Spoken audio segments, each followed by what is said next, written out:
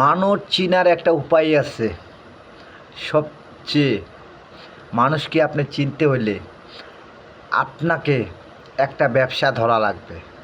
এখন ছোট ব্যবসায় করেন আর বড় ব্যবসায় করেন, তাহলে আপনাকে কতটুকু ভালোবাসা দেয় আপনার এলাকার মানুষ, তাহলে আপনি মানুষকে চিনতে পারবেন। সেই মানুষগুলো আপনার ভালো চায় না মন্দ চায়। আপনি যার সাথে ছোট থেকে বড় হইলেন, সে আপনার ভালোটা চায় না ক্ষতিটা চায়, তাহলে আপনি বুঝতে পারবেন। আমি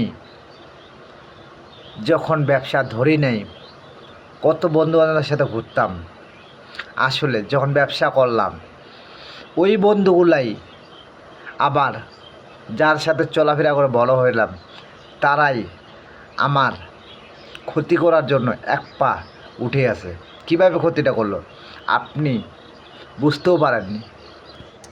তারা আপনাকে তিলে তিলে মারতেছে, একদিনে আপনাকে সে কিন্তু ফকির করবে না, অল্প অল্প করে ফকির করতেছে, আপনি টের করতে পারতেছেন না। তাদের সাথে খারাপ আচরণ আপনার সাথে করেও না। আসলে মানুষের মুখোশটা চিনতে হলে ব্যবসা করলেই মানুষের মুখোশ চেনা যায়।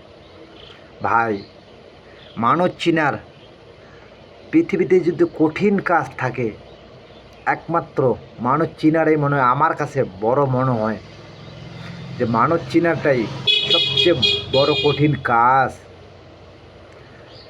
মানুষের মনে কি আছে এটা বলা যায় না। অতএব ব্যবসা করলে আপনার আশেপাশের মানুষকে আপনি চিনতে পারবেন, কোন মানুষের কোন ধরনের ব্যবহার। আসলে কিছু কিছু ব্যক্তি দেখলাম যে মানুষকে মানুষ ঠকার জন্য এক পা খাড়া হয়ে আছে, আর ওইসব মানুষের পিছে আমরা সময় নষ্ট করি। অনেক মানুষকে আমরা অনেক ধরনের সুযোগ সুবিধা দিই, সেই মানুষগুলা আপনাকে কখনোই সুযোগ সুবিধাগুলো দেয় না। তাই বলি, পৃথিবীটা সহজ ভাবিয়েন না ভাই। হঠাৎ করে কেউ আপনার কাছে টাকা চাইতে আসলে আপনি আপনার গোছানোর টাকা দিবেন, তাহলে আপনি ঠকবেন। আপনি কখনোই আপনার গোছানোর টাকা সহজ কথাই আপনি দিবেন না। আপনার তার সহজ কথা ধরলেন কি, আপনার বিপদ আনলেন কি। ভাই, টাকা 50,000 টাকা আপনি দিতে পারলেন, সে কোনো নিয়ে গেল আপনাকে, সে কিন্তু ওই ডেটেই আপনাকে টাকাটা দিতে পারবে না। আমি এক পথ নয়, আপনার সাজানো গুছানোর বাগান এক মিনিটে নষ্ট হয়ে যাবে। পৃথিবী এমন ধরনের।